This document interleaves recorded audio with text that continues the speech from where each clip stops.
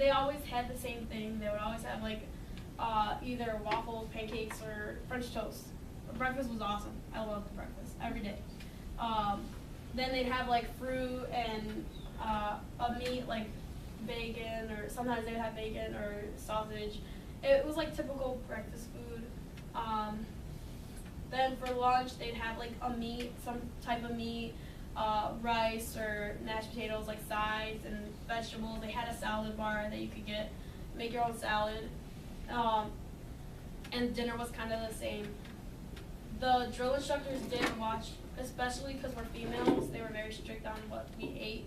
They would watch us, and they would watch what we would grab. And if we grabbed like a lot of bread or something, they would blast you. They would say like, oh, you're gonna get fat. Like, I can't wait till training day 60. You're gonna get dropped. There's a weigh-in on right before you go to the crucible. There's weight standards in the Marine Corps, and if you're above those weight standards, they'll drop you in training until you meet those. So the drill instructors will blast you, and they'll be like, oh, you're gonna gain so much weight. You're gonna be so fat. Blah blah blah. But in the end, you're like, wow, they were looking out for me. They yelled at me not to grab that, because if I did, then I'd be over my weight. But in the moment, you're just like, wow, like they're ignorant. Like they're just yelling at me. They're calling me fat. Like, that's rude. But like I said in the beginning, like, everything's for a reason. That's why they would do that. But the food was good for the most part.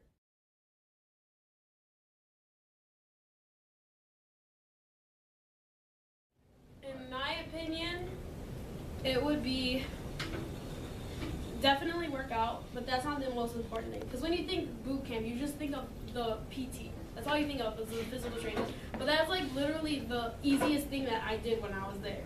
And it was like the least thing I had to worry about. What I would recommend is like learning knowledge, which would be kind of hard. Well, actually no, because like you guys are in ROTC, so you guys do learn stuff. Like your rank structure, your general orders, know those. Like just general things like how to interact with officers. If you're training towards like boot camp, I would learn how to talk to the drill instructors. That was a huge thing that people kept messing up, and it made life so much harder for them. It was a struggle for me, because you're intimidated by them, and then there's a certain way you have to address them. You can't just go to them. There's no I, me, we. When you're there, you have to speak in third person, and you don't have you're this recruit, that recruit, these recruits, and you have to address the drill instructors by their billet, which the drill instructor, their rank, and their name. So if I were to talk to my drill instructor, I would go up and I'd say the proper greeting of the day. So like if it was morning, I'd say, good morning, ladies. Recruit Maravillas requests permission to speak to drill instructor Sergeant Wen, ma'am. And then they would say, what? Or they would say, no, and they just walk away. So you have to learn like that set, like how to address them. Because some people just were too scared. They didn't know. If you don't know how to, they'll just, you didn't say it right, and they just walk away. No. I didn't know anything about weapons. I never shot anything in my life, except for my dad's little BB gun, which is nothing like anything. I didn't know going into like the rifle training anything what to expect. And I mean, being on the rifle range was actually kind of fun.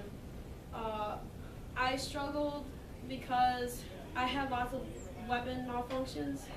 My first weapon, I had to go to the armory because I had a misfire. Like, it fired when I pulled the trigger and then when I let it go. So it double fired. So I had to go to the armory. Every time? Every time you have to get a new weapon. No, I mean like every time it would double Oh fire. yeah, no, not every time. It would be sporadic. And they thought I was like firing twice, and then they were like, oh no, and then I took my weapon apart, and they were like, oh, that's messed up. So they took me to the armory. And then the second time, my RCO was broken, but I didn't know that, and they didn't know why I started shooting really bad. And I thought, oh my gosh, I'm going to get dropped because I'm going to fail the rifle range. Because yes, you have to pass the rifle range. There's a minimum score you have to get, and if you don't get that score, you get dropped. And like that day it was qual day, and I started shooting, and the PMI, the personal marksmanship instructor, they look out. They're the ones who teach you the how-tos of your weapon and how to shoot. He grabbed. He was like, I don't know what's going on. Like, you were a good shooter. And he takes my rifle. He looks through it and he's like, your RCO's broken. Well, it was qual day, so I had to go to the armory. I had to get a new weapon, and I had to shoot that next week with all the people who failed the rifle range. Because they give you a second chance to go through it. They give you that whole next week to try and pass again. So I ended up passing, but everything was so rushed and last minute that I didn't get the score I wanted. Like, I came out a sharpshooter, not an expert. But, I mean, you qual every year, so I could always get expert next time.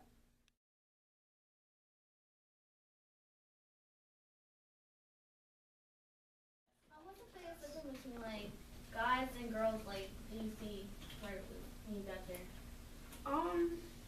I didn't see much of a difference. They had to shave their heads and we didn't. I mean, our training was a lot of the same from what I saw. I mean, some of it was even side by side. We were with the guys.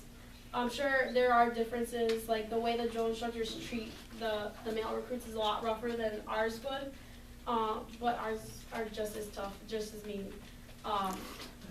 But that's the only difference I really saw. The Crucible, we were literally side by side with them. We had the same weight in our packs.